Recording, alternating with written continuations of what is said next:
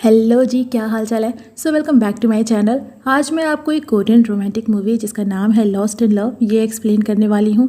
ये मूवी मुझे रिकमेंड की है मौलिक पाल ने। आई गेस कि मैं आपका नाम सही से प्रोनाउंस कर रही हूँ। अगर कोई भी गलती हो तो I am so sorry and thank you इतनी ब्यूटीफुल मूवी सजेस्ट करने के लिए। तो चलिए बिना किसी देरी के चलते हैं अपने एक्सप्लेनेशन की ओर।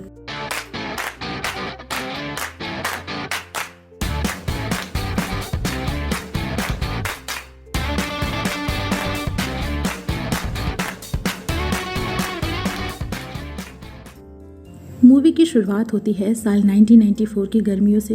यूनिवर्सिटी के ग्राउंड में मिलते हैं वूजे और उसकी गर्लफ्रेंड से, जो उसे ब्रेकअप कर लेती है, जिस वजह से वूजे बहुत दुखी होता है। वो अपने आप को दुनिया से आइसोलेट कर लेता है। उसके लिए ये ब्रेकअप हैंडल कर पाना आसान नहीं था, क्योंकि ये उसका फर्स्ट लव और फर्स्ट हार्ट ब्रेक था और इसका असर उसके गेम पे भी पड़ता है। वो यूनिवर्सिटी के क्रू टीम का मेंबर है, पर चूंकि ब्रेकअप की वजह से वो किसी चीज़ में कंसंट्रेट नहीं कर पा रहा था, तो कोच उसे डांट लगाते हैं। पर वूजे उल्टा कोच से ही लड़ाई कर लेता है और उस वजह से उसे टीम से बाहर निकाल देते हैं, जिसके बाद वो यूनिवर्सिटी से भी कुछ दिनों का ब्रेक ले लेता है। वहीं देखते हैं यून सो नाम की एक लड़की को, जो वूजे की दोस्त है और चोरी छुपे उसे लाइक भी करती है, जिस वजह से जब उसे इस हालात में देखती है तो उसे बिल्कुल अच्छा नहीं लगता। दोनों का एक कॉमन फ्रेंड है यूनते, जो अक्सर यून सो को अपनी फीलिंग्स वूजे से बताने को बोलता है। पर यून सो डरती है कि अगर वूजे ने उसे एक्सेप्ट नहीं किया तो उनकी दोस्ती का रिश्ता भी खत्म हो जाएगा, जिस वजह से वो चुप रहती है और बस उसे हर्ट होते देखती रहती है। कहानी एक साल आगे आती है। वूजे अब मिलिट्री सर्विस के लिए जा चुका है और एक दिन यून सो उससे मिलने आती है। दोनों एक पूरा दिन साथ बिताते हैं।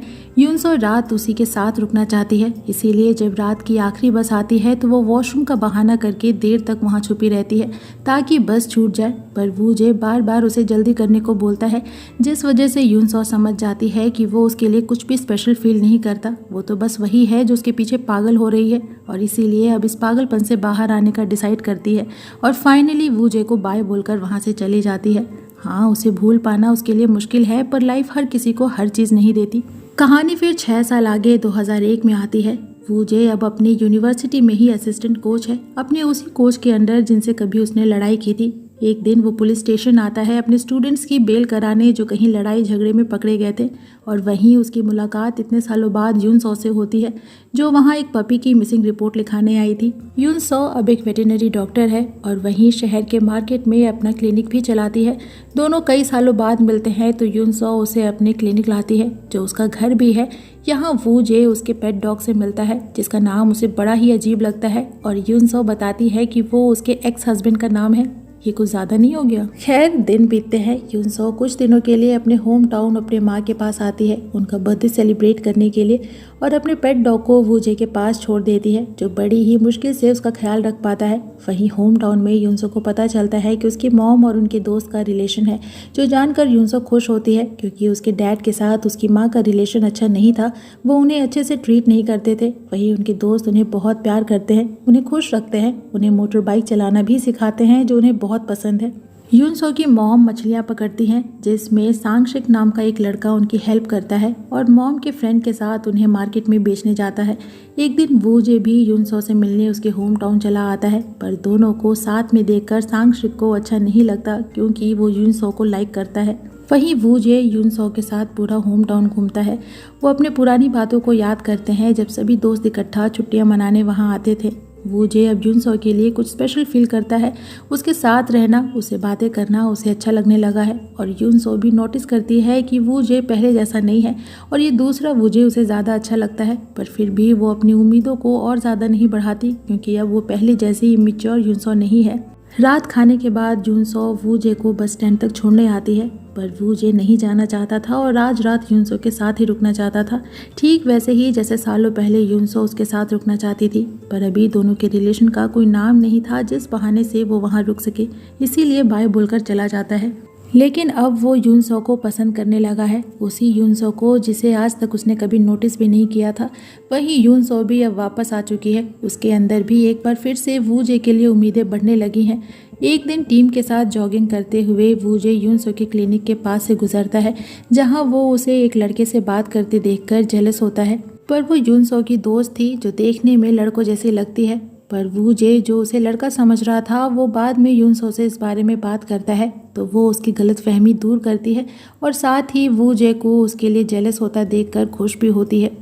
अगले दिन यूनसो को एक पार्क में कुछ जानवरों की मेंटली चेकअप के लिए जाना था तो वो वू जे को उसके साथ चलने को बोलती है। पर अगले दिन ही सांग शेक सुबह सुबह उसकी क्लिनिक आ जाता है उसकी माँ के भेजे कुछ सामान उस तक पहुँचाने के लिए। पर सच ये था कि वो सामान यूनसो की मॉम ने नहीं भेजे थे बल्कि वो खुद अपनी तरफ से यूनसो के लिए लाया था। और तभी वू जे भी क्लिनिक में आ जाता है जिसे देखकर सांग शेक समझ जाता है कि दोनों फिर से साथ हैं। इसी वजह से वहाँ से चला जाता है।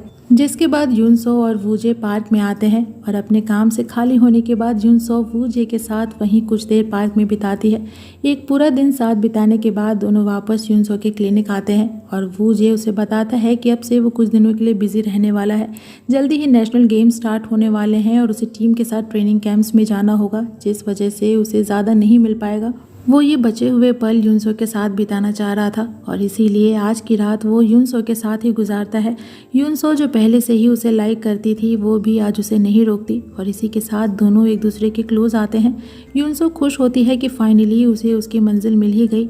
वो वू जे जिसे वो आज तक बस दूर से लाइक करती थी आज वो भी उसे पसंद करता है। लेकिन पता नहीं क्यों पर सुबह वू जे का रिएक्शन कुछ अजीब था, जैसे रात जो कुछ भी हुआ हो उसके लिए वो अफसोस कर रहा है। दिन भर में एक बार भी वो यूनसो से मिलने नहीं आता तो शाम यूनसो ही उसके घर चली आती है पर वो उसे घर के अंदर भी नहीं आने देता और दरवाजे पे ही उसे रात जो हुआ उसके लिए सॉरी बोलता है। जो सुनकर यूनसो का दिल फिर से टूट जाता है। उसे यकीन ही नहीं होता कि ये सब कुछ उसके साथ फिर से हो रहा है। उसकी उम्मीदें फिर से सूखे पत्तों की तरह बिखरने लगी थी। वो बिना कुछ बोले वहाँ से चली जाती है।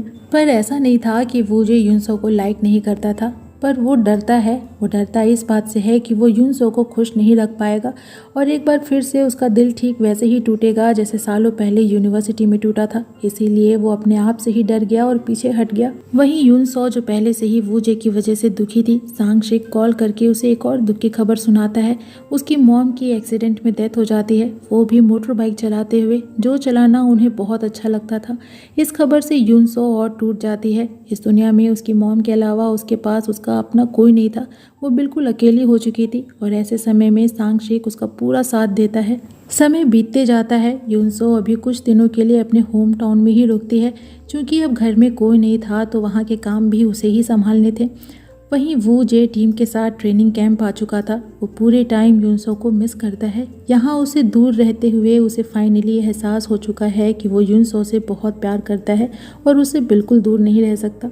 इधर यूनसो लाइफ में धीरे धीरे मूव ऑन कर रही थी। माँ की कमी को पूरी कर पाना आसान नहीं है, वो कभी भी नहीं भर सकती, लेकिन फिर भी सांग शेक उसे हमेशा खुश रखने की कोशिश करता है, उसका ख्याल रखता है। पर उसकी मदद से ही यूनसो फिर से एक बार मुस्कुराने लगती है और एक दिन सांग शेक उसे बता ही देता है कि वो उसे लाइक करता है। किसी को चोरी छुपे लाइक करना आसान नहीं है, खास करके तब जब वो इंसान हमेशा आपकी आंखों के सामने हो, लेकिन फिर भी वो उसे बहुत पहले से लाइक करता है। और यूनसो जो खुद इस फीलिंग को अच्छे से जानती है वो सांग शेक की फीलिंग्स को भी बहुत अच्छे से समझ पाती है। वहीं ट्रेनिंग कैंप में जब कोच वू जे को अक्सर उदास और खोया खोया देखते हैं तो समझ जाते हैं कि वो किसी को लाइक करता है और उसे मिस कर रहा है। वो उसे समझाते हैं कि वो रिलेशनशिप से दूर ना भागे, कल क्या होगा क्या नहीं इस चक्कर में वो आज को जो उसके पास है उसे ना गवाए, वरना जीवन भर अफसोस करेगा। वैसे भी जब तक उसका दिल नहीं टूटेगा वो प्यार की वैल्यू भी नहीं समझ पाएगा, तो इसीलिए वो इस चीज़ से ना घबराए और प्रेजेंट को एक्सेप्ट करे। तो अगले सीन में वू जे यूनसो के क्लिनिक आता है पर वो वहाँ नहीं होती, तो अगले दिन उसके होम टाउन पहुँच जाता है जहाँ आकर उसे यूनसो की मॉम के बारे में पता चलता है। यहाँ वो यूनसो को सांग शेक के साथ देखता है, जो देखकर उसे सच में अपने फैसले पे अफसोस होता है कि शायद वो अपने प्रेजेंट को एक्सेप्ट करने में लेट हो गया। अगले सीन में दोनों यानी वू जे और यूनसो को बस स्टैंड पे देखते हैं। दोनों को एक दूसरे से बहुत कुछ कहना और जानना था, पर यूनसो कुछ भी कहने सुनने से मना कर देती है। वो जानती है कि वू जे उससे क्या बात करेगा और इसीलिए वो उन बातों को फिर से करके हर्ट नहीं होना चाहती थी और उसे वहाँ से चले जाने को बोलती है। वहीं वू जे बस अफसोस करता रहता है कि अभी तो उसकी कहानी शुरू भी नहीं हुई थी और उसका अंत हो गया।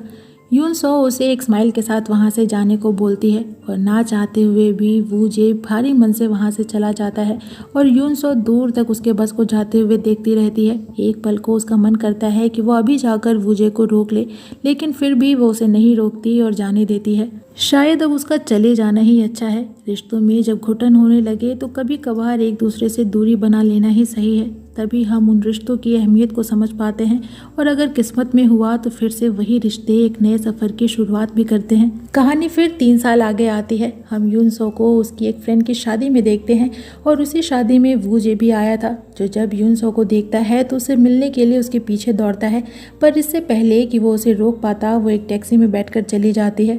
वू जे दूर तक उस टैक्सी का पीछा करता है। आखिर सालों बाद किस्मत ने दोनों को एक बार फिर से मिलाया था तो वो इस मौके को हाथ से कैसे जाने दे सकता था, पर शायद वो इस बार भी लेट हो गया और देखते देखते वो टैक्सी दूर निकल जाती है। लेकिन फिर थोड़ी ही देर में वही टैक्सी वापस आती है। दरअसल यून सो ने भी उसे टैक्सी का पीछा करते हुए देख लिया था। दोनों सालों बाद फिर से मिलकर बहुत खुश होते हैं। किस्मत उन्हें एक बार फिर से मौका देती है अपने सफ़र की नई शुरुआत करने के लिए, जहां खुशियों के साथ साथ मुश्किलें भी होंगी, पर ये सफ़र उनका है और फैसला भी उन्हें लेना होगा। बिना डरे बिना रुके चलते रहना होगा, मुश्किलों से सीखना होगा और खुशियों को बांटना होगा, तभी ये सफ़र अपनी मंजिल तक पहुंच पाएगी। और इसी उम्मीद के साथ ये मूवी यहीं पे ख़त्म हो जाती है। तो इस मूवी की एक्सप्लेनेशन यहीं पे होती है ख़त्म। आपको मूवी कैसे लगी कमेंट सेक्शन में ज़रूर बताइएगा। वीडियो अच्छी लगे तो वीडियो को लाइक कीजिएगा, फ्रेंड्स के साथ शेयर कीजिएगा और मुझे इनकरेज करने के लिए मेरे चैनल को ज़रूर सब्सक्राइब कीजिएगा। मैं आपसे मिलूंगी नेक्स्ट वीडियो में नेक्स्ट एक्सप्लेनेशन के साथ। तब तक अपना खूब सारा ख्याल रखिए। सायोनारा।